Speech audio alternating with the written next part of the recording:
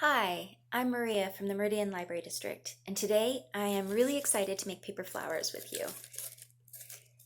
They're really fun and actually really quick once you get used to making them, and you can make them with things that are pretty much around your house. So what you need to make paper flowers is you need some form of glue. I just have a glue stick, scissors, a paintbrush or something really thin like a pen really helps. And you can use pretty much any kind of paper, but I just had some construction paper around. A regular sized sheet of construction paper. In order to make my bigger flower, what I did was I cut this in half. And then all I needed were 2 sheets of this kind of paper and 4 half sheets. And it made enough for the bigger flower. Now, what you do is with one of those half sheets or whatever kind of paper you have, you fold it down into a triangle.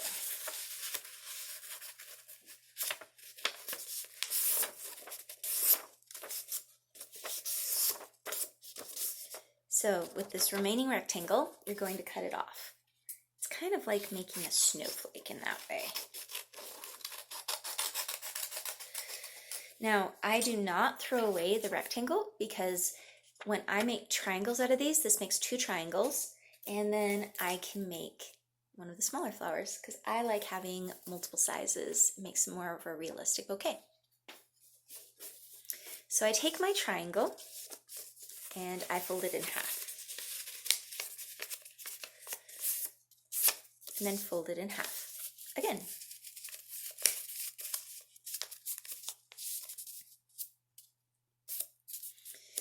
Now, there's one corner of the triangle where everything's pretty loose, one corner where it's kind of folded in. I want the piece where all of it goes together and it holds it together. So once I find that corner of the triangle, I'm going to cut out an ice cream cone. So I have these pieces I've already cut out, and I'm going to use it as a map so that all my ice cream cones, thus my petals, are going to be the same size.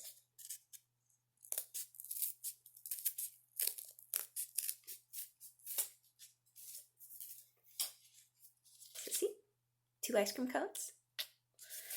Then I cut off the tip of the ice cream cone so that there's a hole for my petals to fit into. Now you have 4 of these flowers. In order to make my petals go in together, similar to this style, I need to cut pieces out. So with the first piece, I'm only going to cut out 1 petal. So I have 1 petal on one side and 7 petals on the other. With my second piece, I'm going to cut out 2 petals.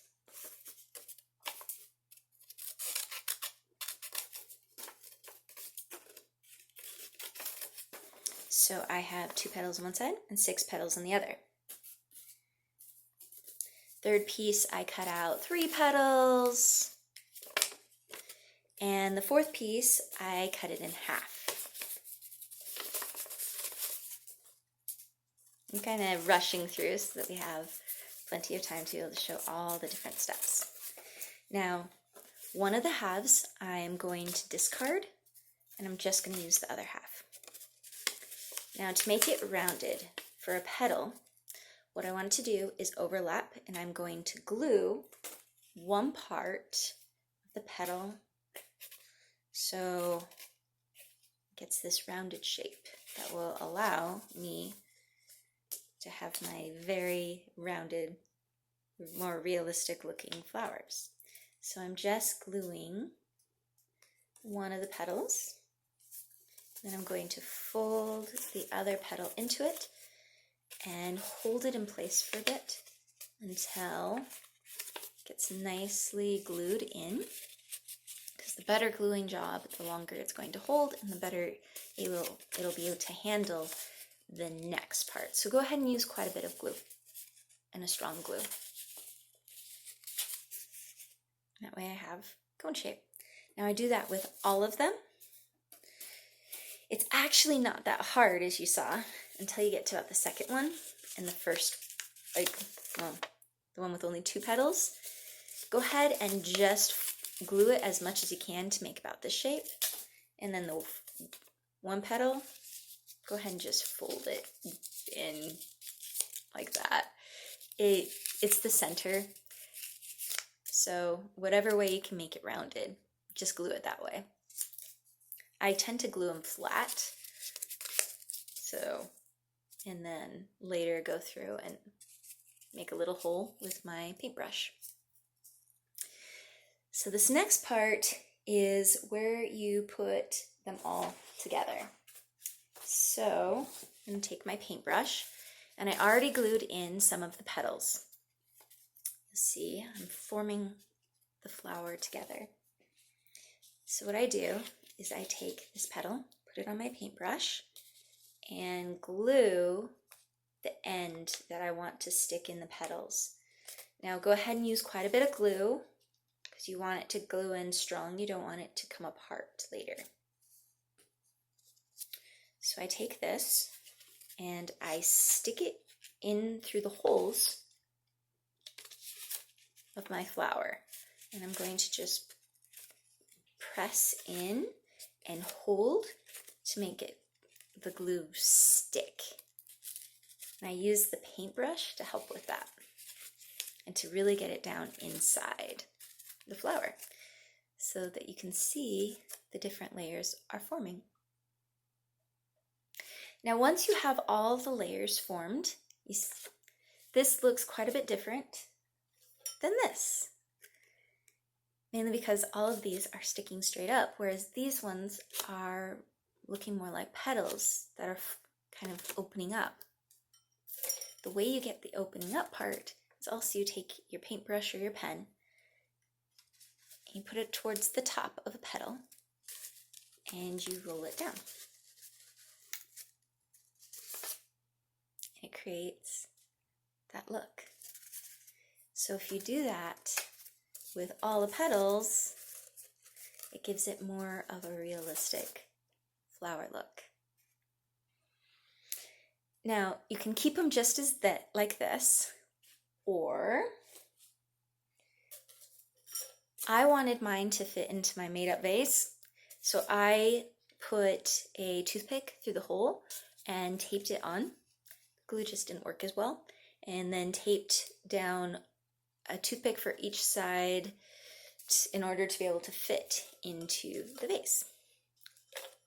And if you want, if you have an issue with sharp things, go ahead and snip off the bottom part of the toothpick and then you don't have a sharp edge. If you have wire, that works great too.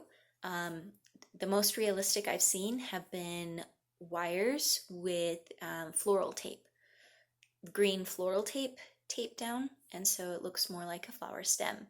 You can also use, if you have a big enough hole, you could use a straw or a lot of different things, anything skinny that fits in there. And if you have that floral tape that's green or any kind of green tape that can make it have a green stem, it just looks really realistic and they're fun flowers to make. Thank you so much for joining me today. I hope you have a lot of fun making flowers with me. Let me know how it goes for you, what kind of paper you used. A lot of people use book paper, or I've even seen music paper. But construction paper, any type of paper really would work. Thicker makes it a little bit better. And I'd love to see what you do, what you create.